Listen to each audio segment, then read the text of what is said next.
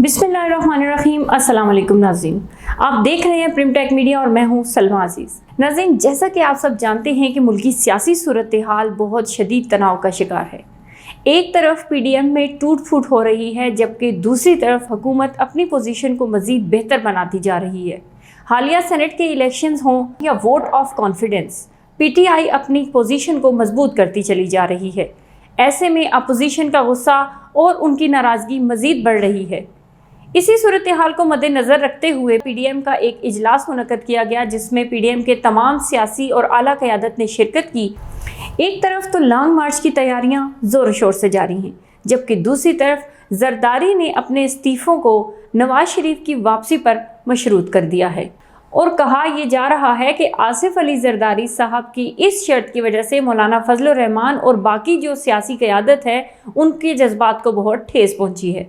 इसी मौजू पर बात करने के लिए आज हमारे साथ मौजूद हैं मौलाना मोहम्मद नवाज कोहिस्तानी साहब, जो कि सीनियर रहनुमा हैं जमीयत उलमाए इस्लाम के, और इनके अलावा हमारे साथ मौजूद हैं दुआ ज़ुबैर साहिबा, जो कि सीनियर रहनुमा हैं पाकिस्तान तहरीक इंसाफ की। मैं अपने मुअज़्ज़ज़ मेहमानों को अपने इस प्रोग्राम में खुशामदीद कहती हूँ। मौलाना साहब, सबसे पहले आपसे मैं ये जानना चाहूँगी कि शुरू दिन से पता था कि पाकिस्तान पीपल्स पार्टी इस्तीफ़ा नहीं देगी, फिर भी मौलाना फजलुर रहमान साहब ने ये शर्त रख के PDM में दरार क्यों डाली? जहाँ तक सवाल है कि पाकिस्तान पीपल्स पार्टी से इस्तीफ़ा की डिमांड करके मौलाना फजलुर रहमान साहब जो कि सरबराह हैं PDM के, उन्होंने इत्तिहाद में दरार डाली है, तो मौलाना फजलुर रहमान साहब को गैब का इल्म नहीं था कि पाकिस्तान पीपल्स पार्टी इस्तीफ़ा नहीं देगी।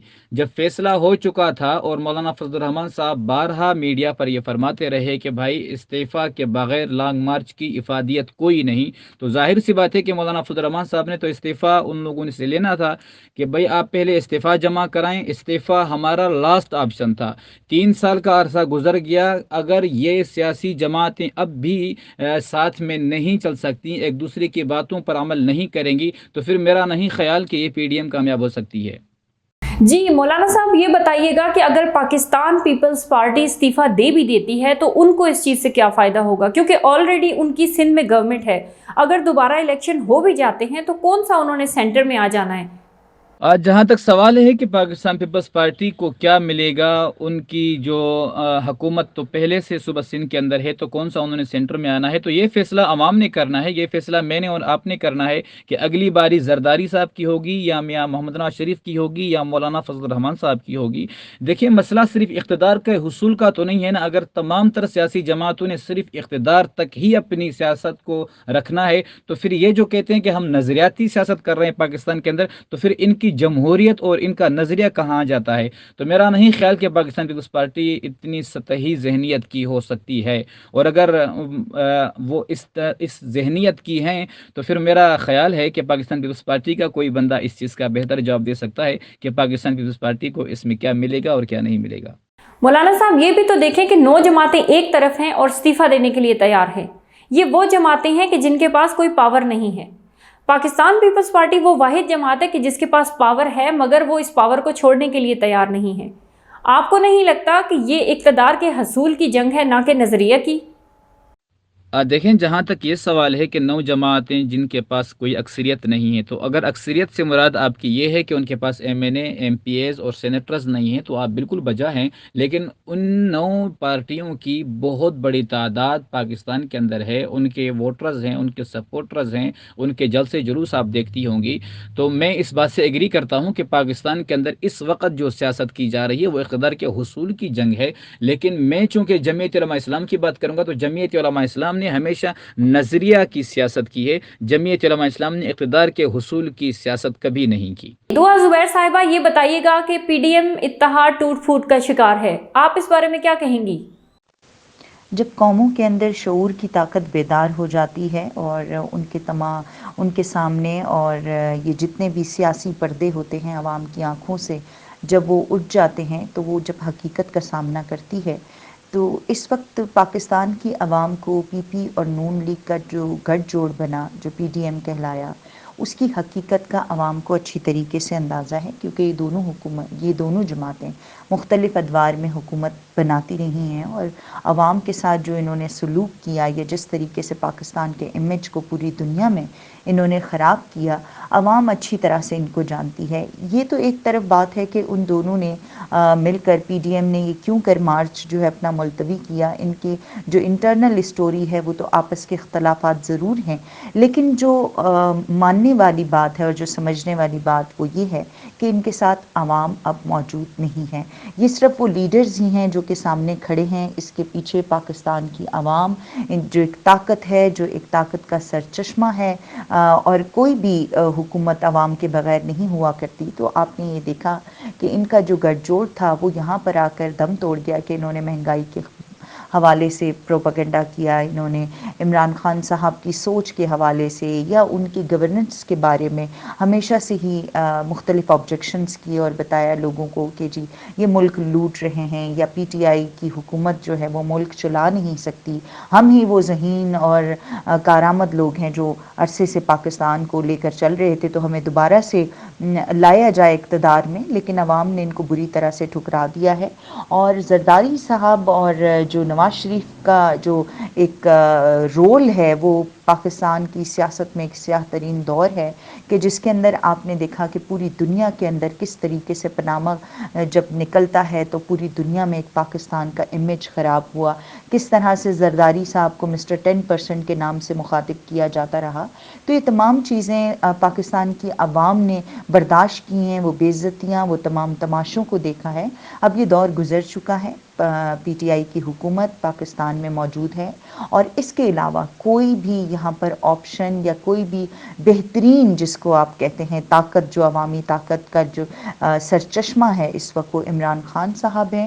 تو بلی کے خواب میں چھیچھڑے ہیں، اور پی ڈی ایم کو وہ چھیچھڑے نظر آ چکے ہیں، ان کو پتہ چل چکا ہے کہ اب در حقیقت ان کی گراؤنڈ پہ کوئی بھی کسی بھی قسم کی جگہ موجود نہیں ہے۔ مولانا فضل الرحمان کا جو مستقبل ہے وہ اب صرف اور صرف تاریخی ہے، اور اسی طریقے سے پی ڈی ایم نون کی بھی یہی بات ہے۔ مولانا صاحب، زرداری نے اپنے استعفے نواز شریف کی واپسی تک مشروط کر دی ہیں، جو کہ ناممکن ہے۔ آپ کو نہیں لگتا کہ زرداری نے آپ لوگوں کو ٹرک کی بتی کے پیچھے لگا دیا ہے؟ دیکھیں، یہ تو نہیں کہہ سکتے ہم کہ زرداری صاحب نے ہمیں ٹرک کی بتی کے پیچھے لگایا، بلکہ مجھے تو ایسا لگ رہا ہے کہ جمہوریت کے استحکام اور پارلیمنٹ کے وقار کی جنگ جمعیت علماء اسلام اکیلی ہی لڑنے جا رہی ہے۔ دوسری بات یہ ہے کہ زرداری صاحب کے اس بیان کا جواب میرے خیال میں نواز شریف صاحب کی صاحبزادی مریم نواز نے بڑے اچھے سے دیا تھا کہ میرے ابا کو جان کا خطرہ ہے، اگر پاکستان وہ آ جاتے ہیں تو پھر دوبارہ ان کی گارنٹی کون لے گا۔ اور یہ بھی تو آپ کو پتہ ہونا چاہیے کہ اس بیان کے بعد زرداری صاحب نے اپنا یہ بیان واپس بھی لیا تھا۔ تو اس سب کے باوجود ہم یہ نہیں کہہ سکتے کہ زرداری نے کسی کو ٹرک کی بتی کے پیچھے لگایا ہو۔ مولانا فضل الرحمان صاحب نے اپنے خطاب میں فرمایا تھا کہ تحریکیں نشیب و فراز کا شکار ہو جاتی ہیں، لیکن تحریکوں کی مثال سمندر کے لہروں کی ہوتی ہے۔ لہریں کبھی ڈوب جاتی ہیں، پھر ابھرتی ہیں، پھر ڈوب جاتی ہیں اور پھر ابھرتی ہیں، لیکن بالآخر ساحل پر جا کر دم لیتی ہیں۔ شکست کا معنی یہ نہیں ہے کہ آپ میدان جنگ میں ہار گئے، آپ کی قوت کمزور ہو گئی۔ شکست اس کا نام ہے کہ آپ کے اعصاب ٹوٹ گئے، آپ کی قوت ارادی شکست کھا گئی، آپ کا موقف کمزور ہو گیا، آپ پسپائی اختیار کر گئے، اس کا نام شکست ہے۔ چونکہ پی ڈی ایم نے پسپائی اختیار نہیں کی، پسپائی جو 3-4 مطلب کہ اب میں دن تو آپ کو نہیں بتا سکتا کہ پیپلز پارٹی نے جو فیصلہ کرنا ہے وہ 1 ہفتے کے اندر کرنا ہے، 1 منتھ میں کرنا ہے۔ خدا کرے کہ فیصلہ اس سے زیادہ لمبا ان کا نہ ہو جائے، ان کا یہ فیصلہ تعطل کا شکار نہ ہو۔ تو جیسے ہی پاکستان پیپلز پارٹی استعفوں کے حوالے سے اپنا فیصلہ سنائے گی تو اس کے بعد انشاءاللہ العزیز یہ تحریک دوبارہ سے ابھرے گی اور انشاءاللہ العزیز اسٹیبلشمنٹ کے ان مہروں کو بہا کر لے جائے گی۔ جی دعا صاحبہ، یہ بتائیے گا کہ پی ڈی ایم نے اپنا لانگ مارچ ملتوی کر دیا ہے پی پی پی کے استعفے دینے تک، جبکہ زرداری نے پی پی پی کے استعفوں کو مشروط کر دیا ہے نواز شریف کی وطن واپسی تک، جو کہ ناممکن نظر آ رہی ہے۔ پی ڈی ایم کے مستقبل کے بارے میں آپ کیا کہیں گی؟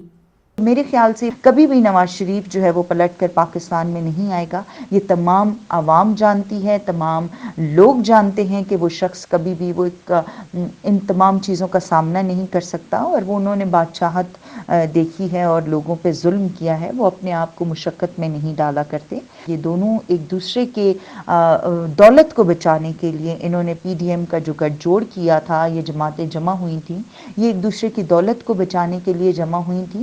اور یہاں پر پاکستان کی جو زمین ہے اس کو ہمیشہ سے انہوں نے ایک پیسہ پروڈیوس کرنے کی فیکٹری بنا کے رکھا, اور ہمیشہ اس کا استعمال وہ باہر جا کے کرتے رہے.